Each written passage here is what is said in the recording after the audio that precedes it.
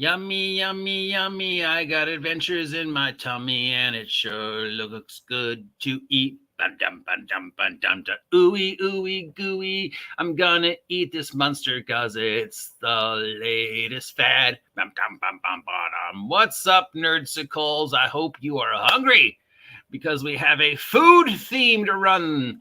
It's time to take a look at all the crowdfunding projects that are coming to an end that are going to be extremely overpriced, but you still have a chance to support. And if you think there's a theme this week, yes, there's a theme, which broadens the question. Delicious in Dungeon, the new punk. Is it the best D&D cartoon currently going? Is it way bigger than anybody ever expected it to be? And the answers to all those is, yeah, it is. I mean, anybody who didn't see this coming hasn't been watching the show. As simple as that. All right, the following crowdfunding projects, blah, blah, blah. Hey, look, it's Mark Borg. Yay. I had a talk with Aaron the other day about Mark Borg. You can see my interview with Aaron, link down below. The never-ending joke that is Mark Borg. Mark Borg will stand in history as a system that other people use to make systems because nobody realized it was a joke. That said, we now have Mark Borg giant robots, because that's something everybody ever wanted, from DM Dave Publishing for $99 plus shipping and handling. You get the PDF and print versions of the books, plus an ammo box, a real actual ammo box, or a cardboard box made to look like an ammo box, with zines, stickers, and patches. Well, stickers. You know me and stickers, so you had me at stickers. Can I just get the stickers? I don't want the zine or the patches or the games, but can I just get the stickers for like $1?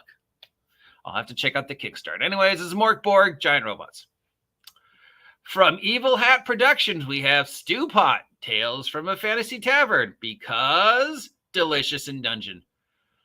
This is $25 for the PDF and print version of the book. It questions the what do you do after you done your adventuring? Well, you set up a tavern, of course, where you can cater to the gastronomic needs of other adventurers. It's a slice of life game where you, hey, my 18th level fighter is now retired and is now running a tavern. And oh no, instead of having to deal with a dragon, I have to deal with a shortage on prosciutto.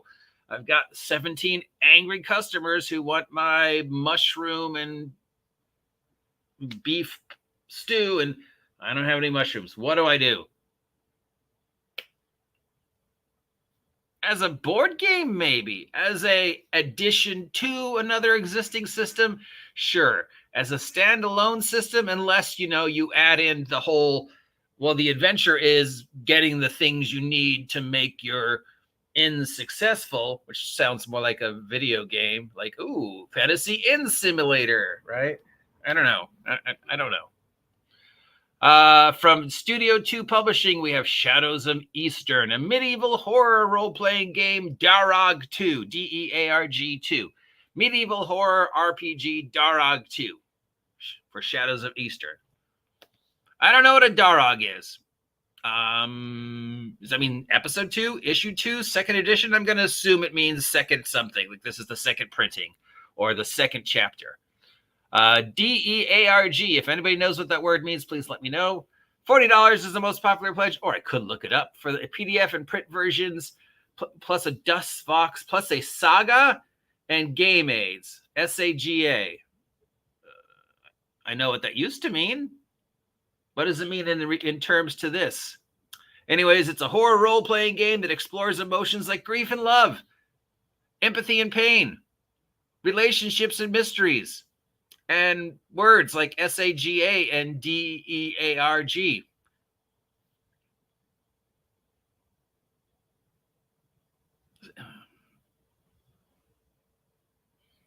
I don't know. We'll look it up in a sec. Oh, hey, look!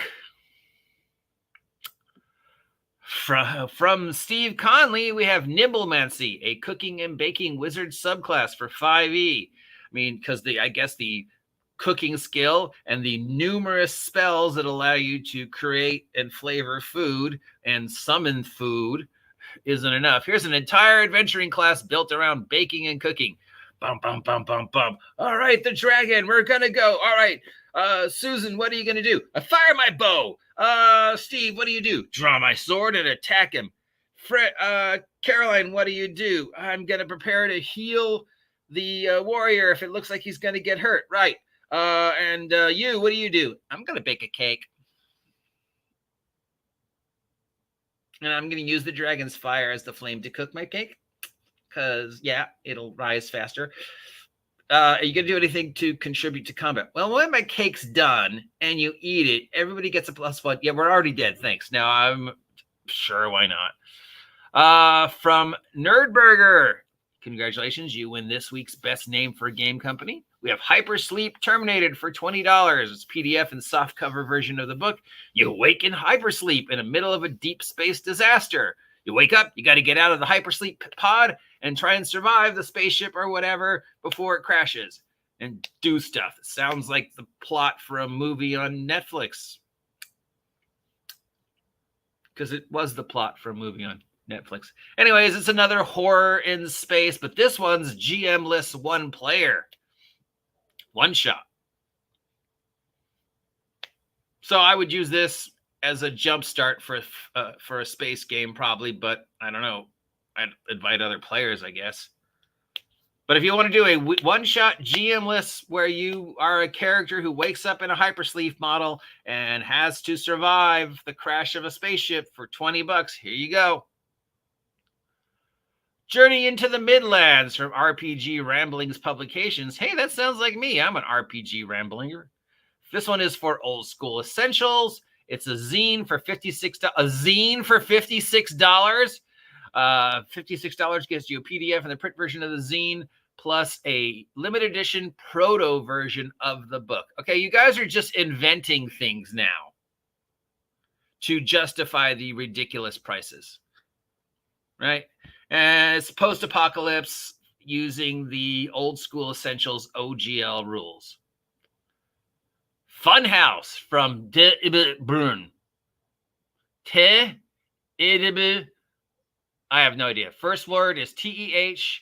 Second word is EBIL. Ibble. Third word is BUNNEH. I think that's something. Well, TEH is the. EBIL is, I don't know. BUNNEH. HENNUB. Yeah, it's the only one I get is the. It's the something, and they're trying to be clever. This is our Prowlers and Paragons. It's a source book. It's $30 for the PDF and soft cover version of the book. And it imagines a world where there are ghettos for superpowered individuals because they don't have a real role in life. So think Code 8 on Netflix. So this explores the idea of neighborhoods and drugs and gang violence and alcoholism and serial killer clowns and stuff like that. You know, what if you've got superpowers, but that doesn't matter in this world because you're treated as a second-class citizen and, you know, there's no capes and cowls and whatever. It's Code 8. I liked Code 8, but I wouldn't want, that's not a superhero game, you know, but whatever. Okay, Funhouse. There we go. All right. Normally I don't do this, but okay, first, what is a proto? I'm going to look this shit up because I'm curious. What is Dirag? All right, here we go. Dirag, we're going to look it up.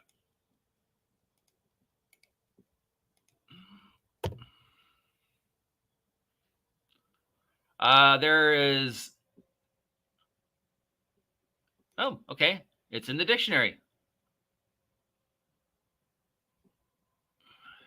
It's an Old English word for red or live, like it being in a state of ignition, burning, being in a state of burning. Derived terms. I'm not even going to try to pronounce these because they're all from like really Old English. So, but there's one like Achlong Dereg, which translates to ember. So it means fire. Okay, now looks SAGA. I think it's just going to tell me Screen Actors Guild. But okay. Well, there's a band called SAGA. Saga, of course, being a, definition of a type of story. There was a comic book called Saga. There's the Screen Actors Guild, but in reference to their use of the word, I don't know what that means. What was the other one? Oh, yeah. Do I actually get an ammo box? Is there a link to their Kickstarter? All right, back to this project.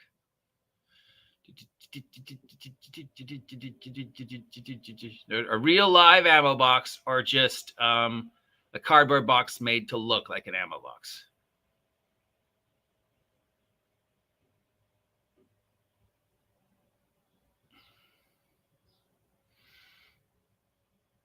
No, it's a cardboard box made to look like an ammo box. It's not a real live, metal ammo box. And you get some stickers, some patches, some dice, a bubblegum card. Yeah. What was the other one I wanted to look up for you guys? What does proto book mean? There's something called the Proto Project, lecture notes and proto book. It's a book aimed at physics audiences.